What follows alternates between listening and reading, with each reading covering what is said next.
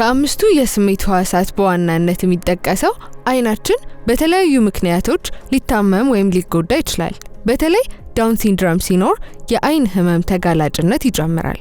እኛም በዲቦራ ፋውንዴሽን ግቢ በመገኘት ዳውን ሲንድሮም እና የአይን ህመም መንስኤዎቹ፣ ምልክቶቹ እንዲሁም ህክምናውን በተመለከተ የህክምና ባለሙያዎች እንዲሁም ከሁለት ጠንካራ እናቶች ጋር ቆይታን አድርገናል። መልካም ቆይታ።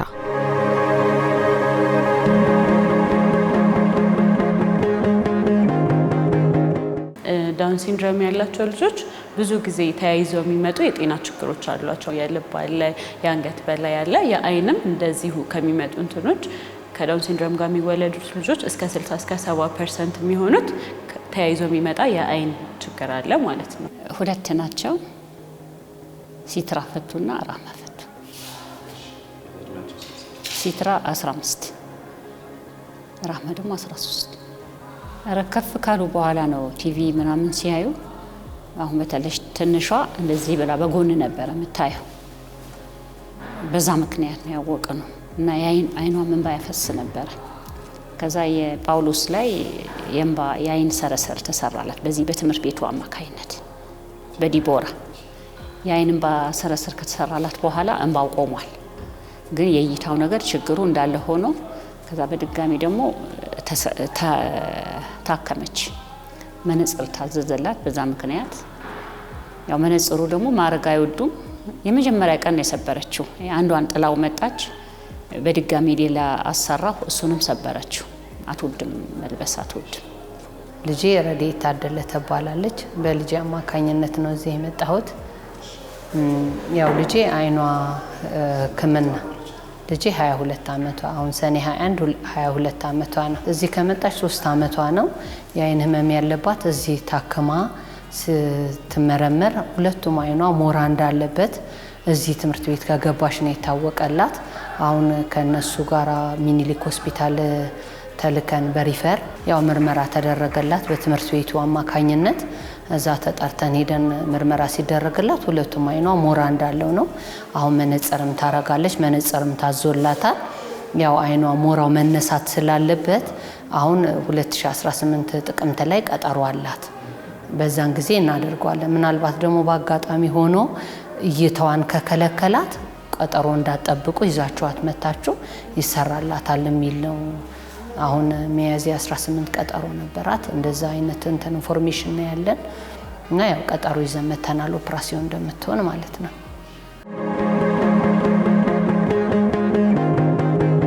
ሲወለዱ ኦር ከተወለዱ በኋላ የተለያዩ አይነት የአይን ችግሮች ሊያጋጥሟቸው ይችላሉ። ዳውን ሲንድሮም ያላቸው ልጆች ከካታራክት ጀምሮ ኮንጀክቲቫይተስ አለ። ይሄ የቲር ዳክት አብኖርማሊቲ የምንለው በጣም እንባ መፍሰስ፣ ከሩቅ ማየት መቸገር፣ ከቅርብ ማየት መቸገር፣ እንደዚህ አይነት ችግሮች በብዛት የሚያጋጥሙ ናቸው ማለት ነው። ከሁሉም በብዛት የምናየው ኮንጀክቲቫይተስ እና ሪፍራክቲቭ ኤረር ወይ ደግሞ ከሩቅና ከቅርብ ማየት መቸገር የሚለው ነው። ምርመራ ማድረግ ያለባቸው እንደተወለዱ ወይ በ6 ወር ውስጥ ነው። ከዛ በየአመቱ ምርመራ ማድረግ አለባቸው። ኢቭን ጤነኛ ቢሆኑ ራሱ በየአመቱ ቢያደርጉ ይመከራል።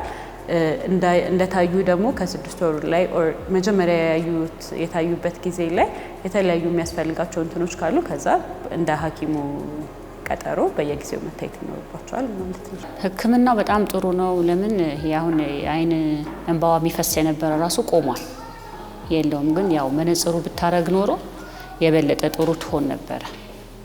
ግን አስቸጋሪ ነው። እንትን ነው እሷ ልብ ክፍተት አላት። ልብ ክፍተት ስላላት በስፔሻል ዶክተር ነው አይኗንም እንባ የተሰራላት። ያው በቃ ትንሽ በጣም ፈርተን ነበረ። ያው ገና በስፔሻል ዶክተሮች ታይታ ምናምን ነው የተሰራላት። መነጽር የታዘዘላት ቆየ 1 አመት ሆነ መሰለኝ። ትጠቀማለች፣ አታውልቅም። ያው በምታወልቀው ጊዜ እንትን አይታየኝም ይጨልመኛል ብላ ትምህርት ቤትም ከፊት ነው የምትቀመጠው። ያው ሐኪሞቹ ባሏት እንትን ወደ ኋላ ስትቀመጥ ስለማይታያት ወደ ፊት እንድትቀመጥ ተደርጎ ፊት ላይ ተቀምጣ ነው የምትማረው እዚህም ማለት ነው ዲቦራ አካዳሚ።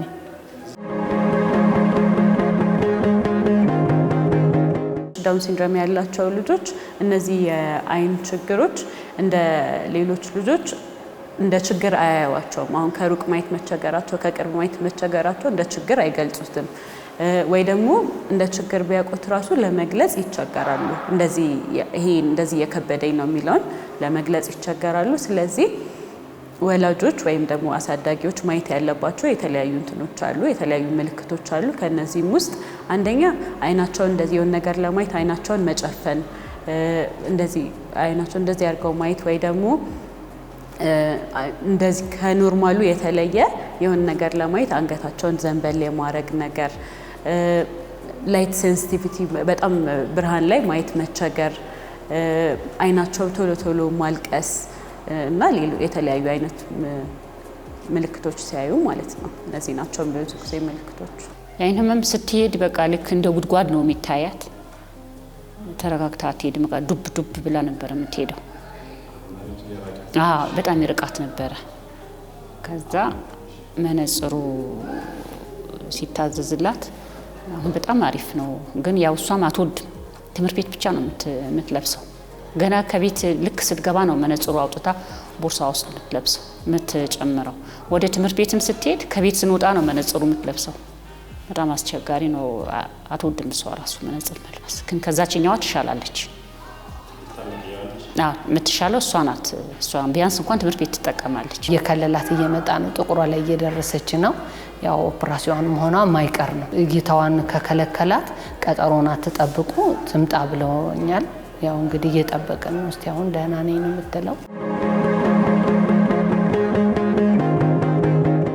ዲቦራ ፋውንዴሽን ላይ ለመመዝገብ ሲመጡ ልጆች ይዘው የሚመጡት ሜዲካል ሰርቲፊኬት አለ። ይሄ ሜዲካል ሰርቲፊኬት ማለት ያላቸውን የአእምሮ እድገት ውስንነትና ተያይዘው የሚመጡ የጤና ችግሮች ካሏቸው እንደጠቀስኩት የአንገት በላይ፣ የልብ፣ የአይን ችግሮች የሚያስፈልጋቸው ምርመራ የሚያስፈልጋቸውን ይዘው ይመጣሉ። ሐኪም ሰጀስት ያደርግላቸዋል። እሱን ዶክመንት እናደርጋለን። ከዛ በተጨማሪ ደግሞ የምናስሞላቸው ሰርቬያል ትንሽዬ ፎርም አለች። ከልጃቸው ምን ታይቶ እንደሚያውቅና አሁንም ምን ምርመራ እንደሚያስፈልገው ማለት ነው። ይሄን ካስተካከልን በኋላ እኛ ፕሮግራም በሚኖረን ጊዜ ከዛ ሊስት ላይ መርጠን እንጠራቸዋለን ማለት ነው። እኔ ማንኛውንም ወላጅ ባይደብቅ ይሻለዋል ነው የምለው። ለምን ቢያንስ እንኳን ትምህርት ቤት ሲመጡ በቃም ጽዳታቸው ጠብቀው በቤት ሲውሉ ግን ይሄን ማንም እንደዚህ አርጉ ትኩረት የሚሰጣቸው የለም። ቢወጡ ቢቀላቀሉ ይሻላል ነው ብዬ ማስበው። ምርመራዎችን የምናደርገው ከተለያዩ ሆስፒታሎች ጋር ስምምነቶች አሉን። የተለያዩ በጎ ፍቃድ የሚሰሩ ሐኪሞች አሉን። የአይን ስፔሻሊስቶች፣ ኦፕቶሜትሪስቶች አሉ። ይመጣሉ፣ ያዩዋቸዋል። ከታዩ በኋላ ዲቦራ ፋውንዴሽን ከታዩ በኋላ ሪኮሜንዴሽን አላቸው። ሰርጀሪ የሚያስፈልጋቸው ሊኖሩ ይችላሉ። የመነጽር የሚያስፈልጋቸው ሊኖሩ ይችላሉ። ወይም ደግሞ መድኃኒት የሚያስፈልጋቸው ይኖራሉ። ኦር ደግሞ ፎሎ አፕ የሚያስፈልጋቸው ይሄ ልጅ ከ6 ወር ከ1 ዓመት በኋላ መልሶ እንዲታይ የሚል ይኖራል ማለት ነው። ስለዚህ ይህን ካመጡ በኋላ ዲቦራ ፋውንዴሽን እንደ አስፈላጊነቱ ሊንክ መደረግ ያለባቸውን ወደ ሆስፒታል መሄድ ያለባቸውን ሆስፒታል እንወስዳለን። መነጽር የሚያስፈልጋቸውን መነጽር ፕሮቫይድ እናደርጋለን። የአይን መድኃኒቶች የሚያስፈልጋቸውን እነዚህ እንሰጣለን ማለት ነው። እንደ አስፈላጊነቱ እይታም ስለማይከለክላት ብዙም ትኩረት አልሰጠሁትም፣ አላየሁትም። እኔ ያው ሞራ አላት ይሄን ያውቃሉ ወይ ሲሉኝ አይ አላቅም አላወኩም። አሁን ግን እዚህ መታ ስትመረመር እናንተ በነገራችሁ መሰረት ነው ያወቅኩት እንጂ አላውቅም ሞራ እንዳላት ነው ያልኳቸው።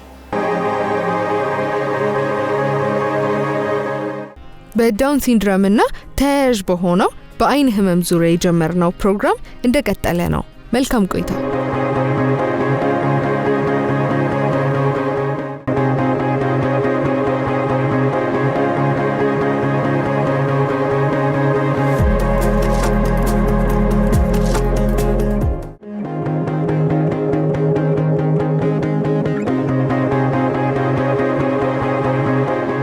ፎሎአፑ እንዴት ነው? እንደሚያስፈልጋቸው ነው። አሁን ከታዩ በኋላ እንደ አለባቸው ዲቴክት እንደተደረገው የአይን ችግር እንደተገኘው የአይን ችግር የተለያዩ ፎሎአፕ ያስፈልጋቸዋል። ይሄ ልጅ ከ3 ወር በኋላ ታይቶ ከዛ በኋላ ሊሆን ይችላል መነጽር ምናምን ዲሳይድ የሚያደርጉት ኦር ደግሞ እዛው ላይ እንዳለ እዛው አይተው ይሄ ልጅ መነጽር ያስፈልገዋል ሊሉ ይችላሉ ማለት ነው። የተለያዩ አይነት እንትኖች ናቸው። ሰርጀሪ የሚያስፈልጋቸው አሉ፣ በጣም ከበድ ያለ ሰርጀሪ የሚያስፈልጋቸው አሉ፣ ወይም ደግሞ በመነጽር መስተካከል የሚችል አለ፣ ወይም ደግሞ በመድኃኒት ለጊዜው መድኃኒት ወስደው የሚስተካከል አለ። ሌሎቹ ደግሞ ሆስፒታል ክትትል ደግሞ የሚያስፈልጋቸው አሉ። እነዚህን ነው የሚያደርጉት ማለት ነው። ማመስገን የምንፈልገው አቶ አባዱላ ገመዳን በልጃቸው አማካኝነት ይህንን ከፍተው ለእኛ እድሉን ስላገኘን በጣም ነው ማመሰግናቸው። በዚህ ላይ ደግሞ ወይዘሮ አዳነች አበቤ ሰርቪስ አንበሳ አውቶቡስ ሰርቪስ ሰጥታን በሰርቪስ እየተገለገልን ስለሆነ በጣም ነው ማመሰግነው። ዲቦራ ፋውንዴሽን እንዳቅሙ አሁን እኛ 8 የአይን ፕሮግራሞች የካምፔኖች አድርገናል። በዛ ውስጥ ወደ 500 የሚደርሱ ልጆች ታይተዋል ማለት ነው። በዚህ ፕሮግራም መሰረት ወደ 25 የሚደርሱ ሰዎች መነጽር አግኝተዋል። ሌሎቹም መድኃኒት ያገኙ፣ ሰርጀሪ የተሰራላቸው ወደ 15-16 ልጆች አሉ። ግን ሁሉንም መድረስ አንችልም። ስለዚህ ወላጆች ማድረግ ያለባቸው ነገር መጀመሪያ ምርመራውን ማሳየት። ቅድም የተነገርኳቸው ምልክቶች አሉ። ልጆቻቸው አይን ብርሃን ላይ ለማየት ሲቸገሩ ወይ አይኖቻቸውን እንደዚህ መጨፈን ሲጀምሩ ከቅርብ ከርቀት ከበፊቱ የተለየ ነገር ሲያዩ ወደ ሆስፒታል መውሰድ ይኖርባቸዋል። ከዛም በኋላ እንደተባሉት ብዙ ጊዜ የምናየው ነገር አሁን ከ6 ወር በኋላ አምጡት ሲባል ይዘዋቸው አይሄዱም። ስለዚህ ፎሎአፑን ተከታትለው ለልጆቻቸው መውሰድ ይኖርባቸዋል ማለት ነው። የአይኗ ሁኔታ ጥሩ ነው። አሁን እቺ ከመነጽሩ በኋላ በጣም ጥሩ ነው። ደግሞ አሁን አንዳንድ የማይታያት ነገር መነጽሩ ስትለብሰው ይታያል እና ስትራመድም ገደል አይሆንባትም። በደንብ ነው የምትራመደው። አሁን በጣም ሲትራፈቱ እንዳይሰበር ያው ማታ ማታ ይሄ ማስቀመጫ ቦክስ አለት ታለ እዛ ውስጥ ነው የሚጨመረው እንጂ እሱ አይሰበርባት። ሲትራ ያው ሁሌም እንድታረገው ስተኛ ብቻ ማውለቅ እንዳለባት ይሰማሽ ከሕክምናው የማየት ችሎታ በጣም አሪፍ ሆኗል። መነጽሩ ስትለብሰው በጣም ለውጥ አላት። በጣም እቺኛውም ትንሿም ለውጥ ይኖራት ነበር፣ ያው አለመጠቀሟ ነው እንጂ ግን ይሄ የአይን እንባ ሰረሰሩ እንባው ቆሞላታል። እሷ በጣም ነበር ተሰርታ ነው በጣም ነበር የሚፈሳው። በጣም ከባድ ነው። በተለይ የኛ ልጆች መነጽሩ እንትን አይላቸውም፣ ግን በተቻለ መጠን ከጀርባ የሚታሰር እንትን እያደረግን ሊሰብሩት ይችላሉ። እንትን ልጆች ግን ወዲያው ደግሞ እያሳየን ማድረግ ይኖርብናል ማለት ነው። ምክንያቱም ይህን መነጽር ካላረጉ ችግሩ እየባሰ ነው የሚሄደው ማለት ነው። በመነጽር መስተካከል የሚችል ነገር እየባሰ ይሄዳል ማለት ነው። ስለዚህ የተከታተልን ማስለመድ ይኖርብናል ልጆቻችን። የአይናቸውን ጤንነት መጠበቅ የሚችሉት ያው እንደ ከሆስፒታል ከመውሰድ ሌላ በቤታቸው ያሉ ልጆቻቸውን አይናቸውን ማጠብ፣ እጆቻቸውን በንጽህና በመጠበቅ እጃቸውን ሳይታጠቡ አይናቸውን እንዳይነኩ ይህን ንጽህናቸውን በመጠበቅ መከላከል ይችላሉ በመከላከል ደረጃ። ከዛ ውጭ ያለው ግን በዚህ መከላከል ማንችላቸውን ያው ሆስፒታል ክትትል ማድረግ ነው ያለብን ማለት ነው። እይታቸውን በጣም መከታተል ነው። አጋጣሚ ሆኖ እንደዚህ ልጆች ብዙ ጊዜ በአይን ህመም ይጠቃሉ። ስለሆነ ሁሉንም ወላጅ በጣም መከታተል አለበት ነው የምለው። በጣም መከታተል አለበት ልጆቹ። ለምን በብዛት በአይን ህመም የተጠቁ ናቸው። ያው ይሰበራል እንግዲህ መነጽሩ በጣም ከባድ ነው፣ መልበስ አትችልም። ስተኛ ብቻ ታውልቃ ያሉት እንደዛ ነበረ። አሁን እሷም በጣም ለውጥ ታመጣ ነበረ ብትለብሰው ነው። በቃ እኔ እንግዲህ መታገል ነው እንድታደርገው መነጽር እንድትለብሰው በጣም ትግል ማድረግ። እሷም እንደዛው አሁን ብቻ ትምህርት ቤት ነበረ የምትለብሰው፣ በቤትም እንድትለብስ አረጋታለሁ አይደል ሲትራይ።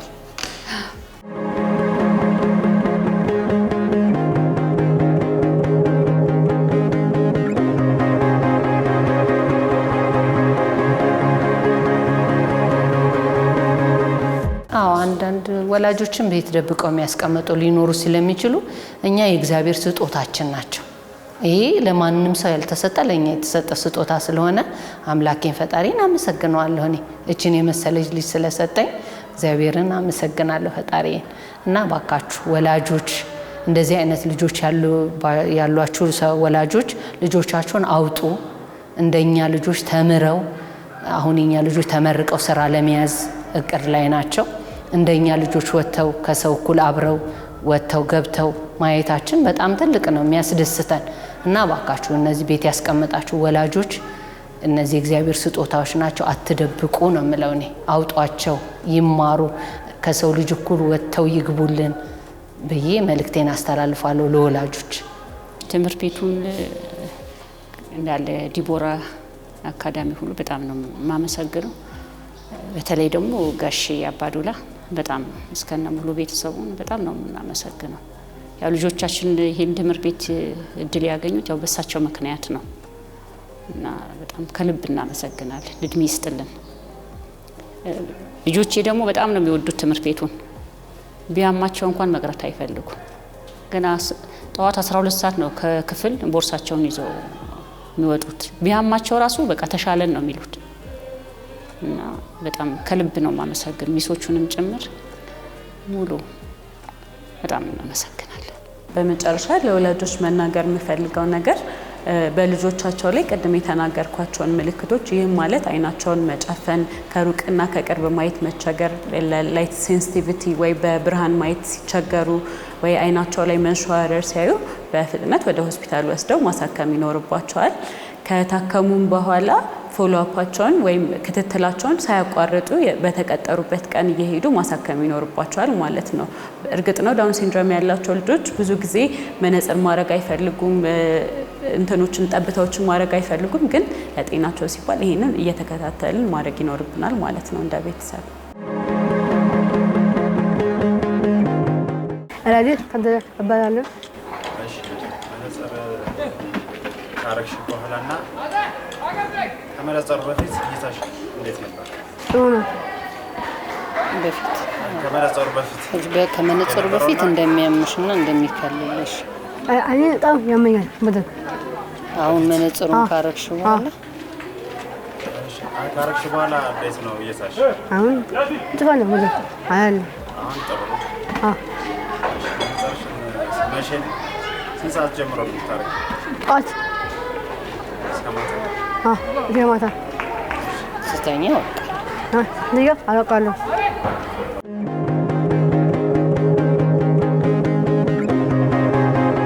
በዳውን ሲንድሮም እና በአይን ህመም ዙሪያ ይዘን የቀረብነው ፕሮግራም ይህንን ይመስል ነበር። ለቃለ መጠይቃችን የተባበሩንን ሁሉ በማመስገን እንሰናበታለን።